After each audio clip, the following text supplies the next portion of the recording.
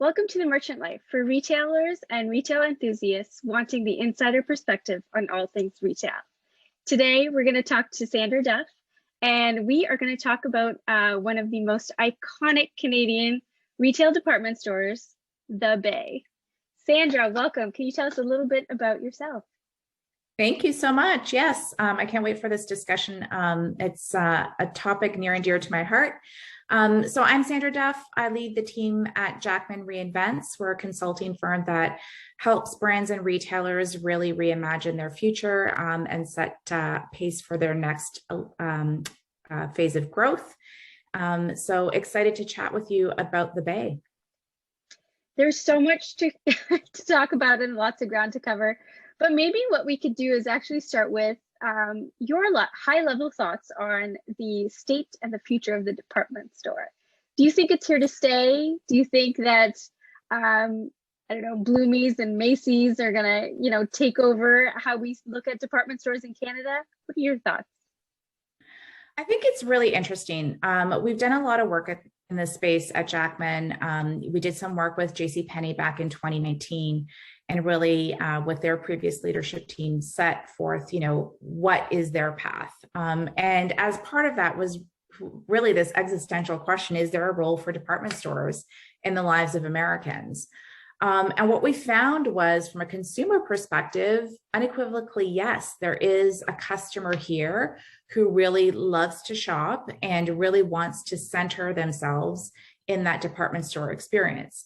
Is that necessarily going to be the way of the future as is today? I would say no. It does require them to rethink what the core value proposition is for a retailer, for a department store, sorry. I think in Canada, I think that, if we look back on the heyday of department stores, back in the days of like Eaton's and Simpson's and the Bay. I worked at Eaton's back in the day. Yeah, and I worked at the Bay, and I had a really great friend of mine, lifelong friend, worked at Simpson's before they were acquired. And it was just, look, it was the heyday. That's where you went for fashion. That was a center of gravity. And that's really shifted to specialty over the last few years. And we've seen this channel really erode for us as well as consumers. And I think even just, Target trying to come in and not making a go of it was really also a huge disappointment to all of us. So I think, for Canadians, we really are limited in choice. I know you are a big fan of Simon's, and just, how do we just, start to think about department stores a little bit differently? Because really what's happening is across the board, the average Canadian might see Canadian Tire as their department store. Yeah. And so we need to also shift our definition of what that experience is going to be. Yeah, I definitely aligned.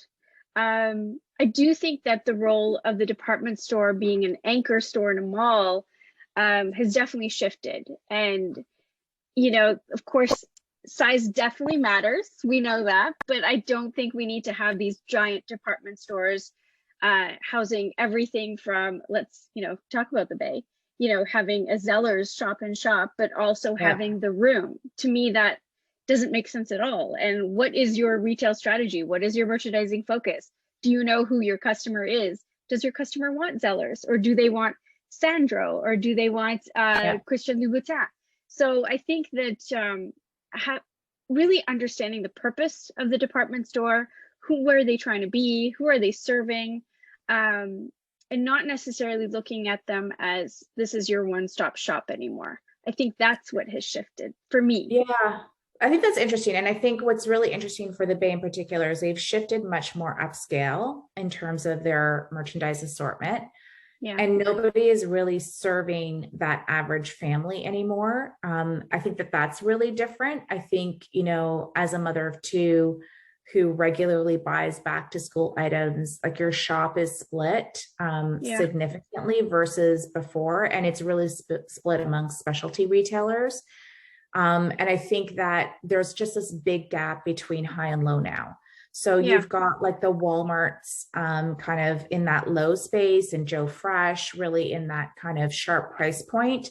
And Hmm. then you've got stuff that's like really uber expensive. And then you have the specialty stores really filling in the middle.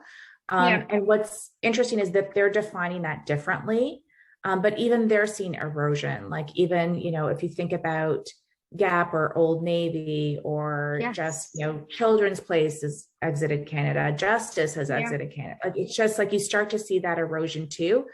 Part of me wonders, like, where do people shop anymore Yeah. for their Yeah. families? Like, that's an open Yes. question, because that department store kind of filled that gap, and they're walking away from it.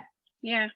And I think a lot of those people are actually shopping at Walmart now, more than ever. I walked into a Walmart and just wanted to go check out what they're doing in fashion, because of course they're trying to make a statement in fashion these days, and then they're launching free assembly for children. So I think that is going to be the new Bay for Mm. what it was for us back in the day.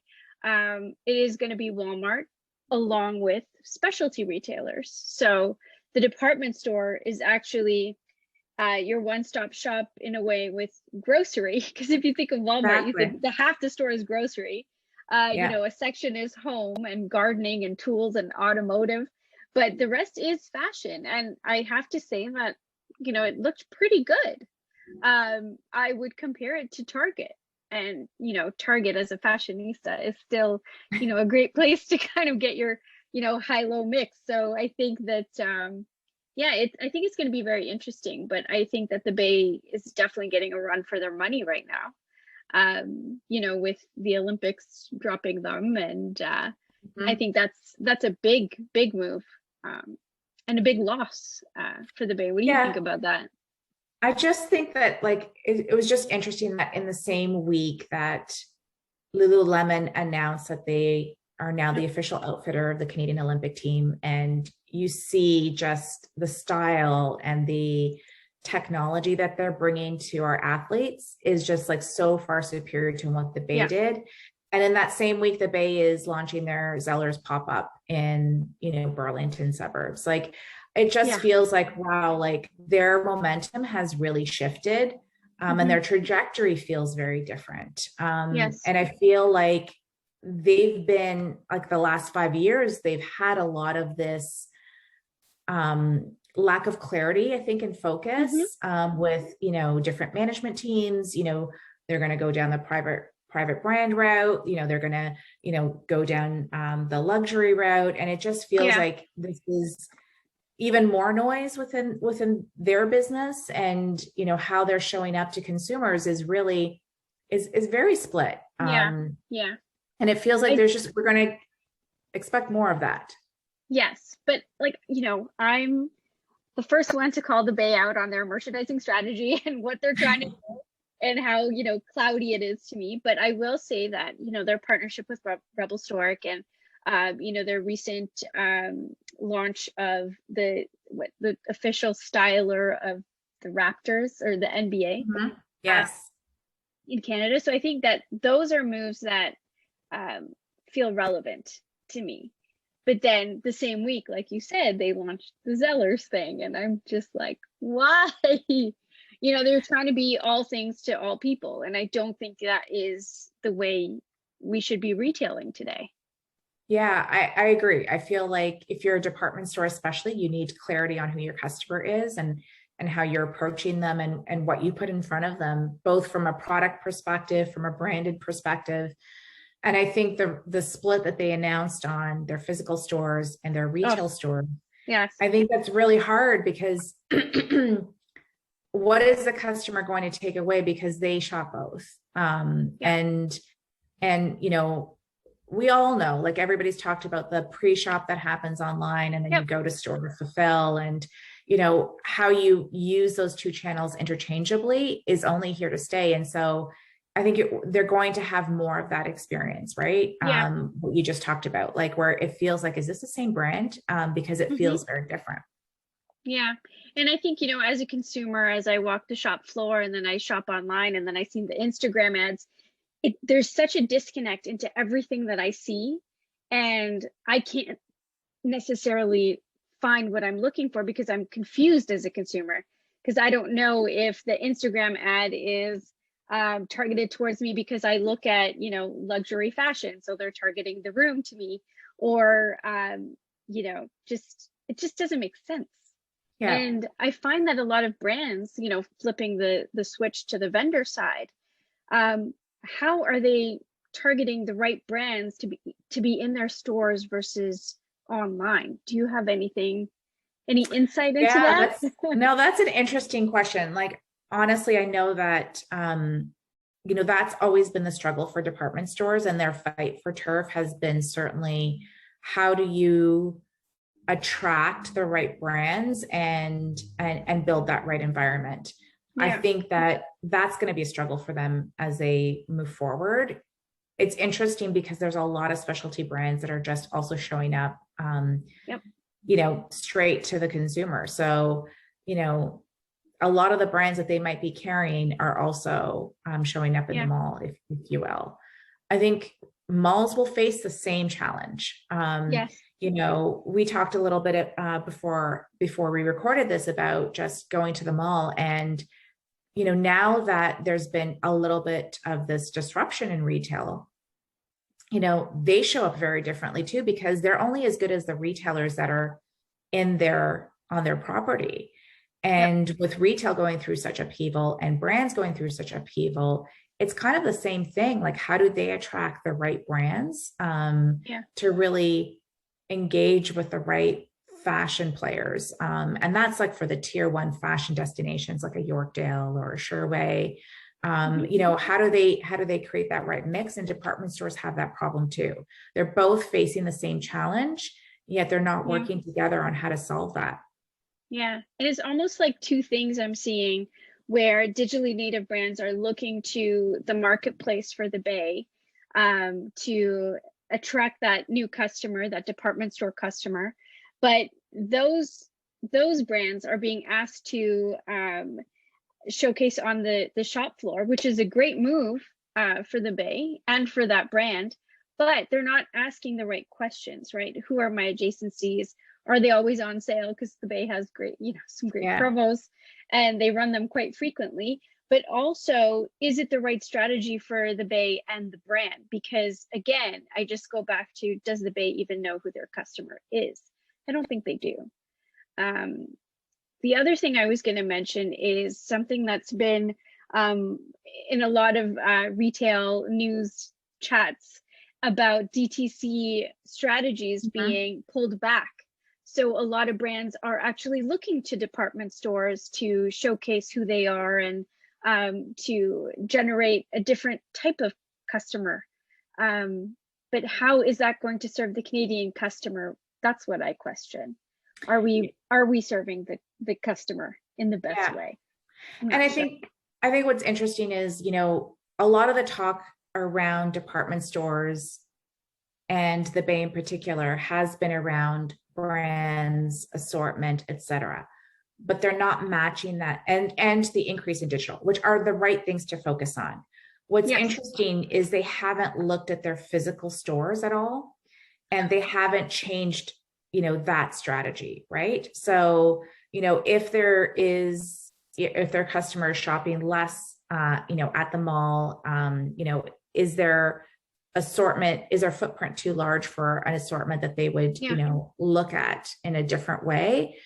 We're seeing this in the US, where there's, you know, Macy's, Bloomies, they're all trying smaller formats on strip, Yeah. and it's better access for them. Think about it, it's like much less of a time commitment to mentally Yeah. prepare to go into a smaller store, have a more curated experience, what the customer is looking for, and Yes. also have more turn on product. You know, that's the magic to that smaller format Yeah. is I will bring in maybe, you know, the same level or, you know, just a little less than the assortment I had before, but I'm curating the experience and I'm selling through and I'm making my activity a bit more frequent for my customer for them to come and Yeah. check me out, versus this massive department store that feels monolithic, that feels like I really need to make a time commitment in order to walk the floor. And it is static week to week because there isn't that turn. Yeah. And with everybody working from home, well, a lot more folks working from home, Mhm. I find that you really need a sense of purpose when you are out into this in the stores, like how we were talking about how you went into Sherway and you had a purpose and you were looking for something and it was difficult to find. So what does that mean for curating assortments and the right assortments? Do you think that the Bay could do a better job? Yeah, That's a loaded question. I think they definitely could. Look, I think every retailer can. Every retailer can improve. I think the hard part for the Bay is that they've got it's a self-fulfilling prophecy of you're trying to comp last year's sales. You're really trying to match, the buy to what you did last year in order to perform those comps. So everything in the way that they operate is really set to deliver the same as last year. Yes. And taking some risks and starting to break that mold requires you to either test into some things that are unique, to make that commitment to say, we're not just going to test out some new brands in our existing Yeah. footprint, but we're going to try a different footprint also, or we're going Yeah. to try a different way to lead our customer from digital to physical, or we're going to make physical much clearer proposition in terms of discovery for our customers. And maybe that's the way to think about it. But I Yeah. think having to make some risks, and look, we're a conservative country. We see a Yes. lot more format development in the US. And Hmm. so, it's interesting. I think it's almost like there's been a deterioration of that type of a channel, a department store channel. And now we need to think about, okay, is this now we've bottomed out and we just need to like build something new, which Yeah, is a big tall ask for a legacy business.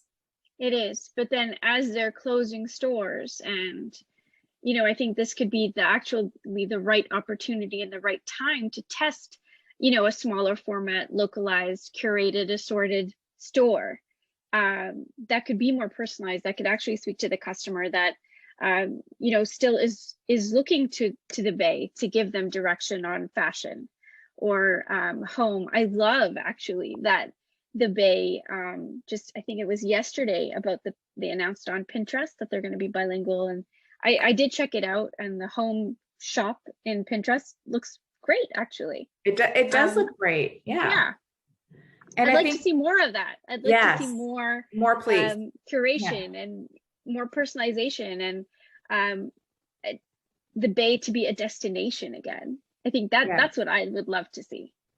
And I think what we all loved about it in its heyday was there was a sense of discovery, that it was this epicenter where you felt like you had access. We're getting that access differently now. Like we're much more discovery based from a digital perspective. We're Yes. much, it's much more natural for us to now seek those out directly with those brands, versus waiting for a department store to have that pulled together. But I think the role that a department store can play is in bringing you the right mix, right? And knowing Yeah. your customer to bring that mix together, because, gone are the days of like dressing one brand head to toe. We're all about the high low and the mix and match. And so how does a department store play that role in bringing you that Yeah. curated assortment to help you kind of evolve your style, to help Yeah. you put things together, and be inspired, because that really was the epicenter for us, when Yeah. we were really enjoying that For experience. sure, for sure.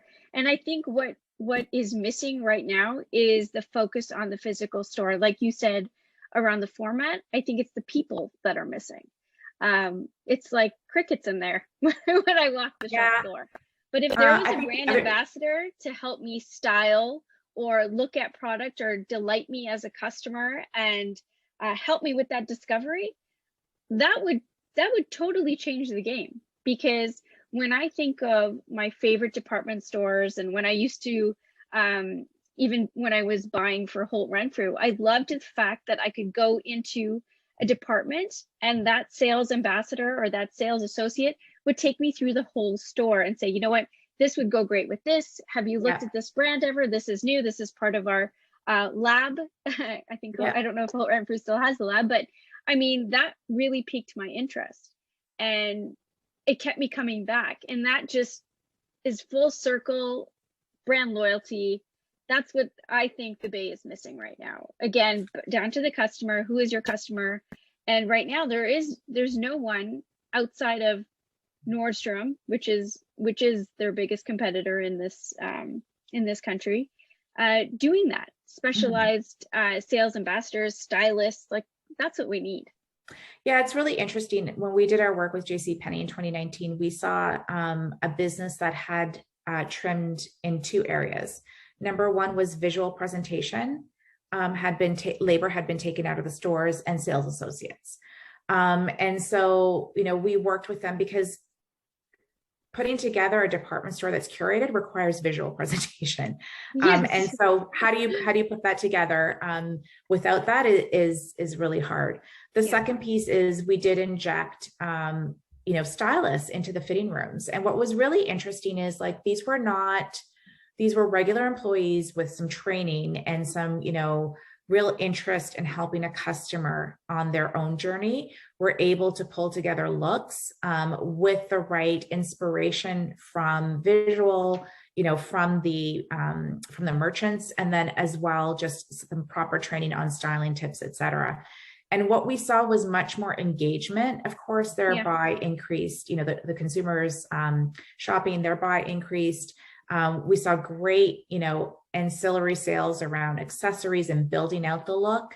That really helped, but it also created a bond with the brand and with that stylist that was helping you. And so that return shop was there as well. So, thinking that through, that's where labor was taken out for cost savings. But I think to your point is, to build back that reputation and that center of gravity for someone who's looking for fashion, you really need to have that versus otherwise I can just get it online. I know. And then what's the difference, right? There is no difference for me.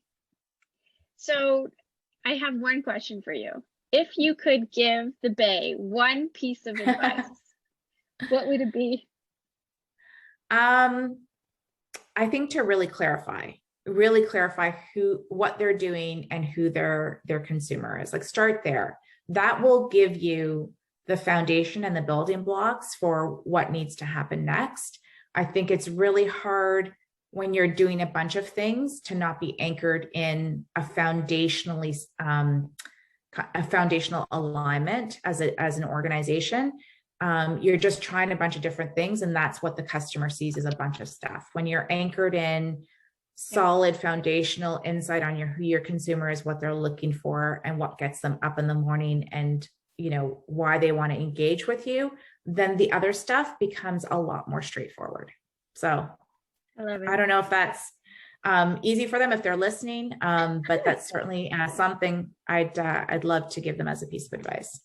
Yeah, I'm definitely aligned. I think just getting that messaging clear is so key.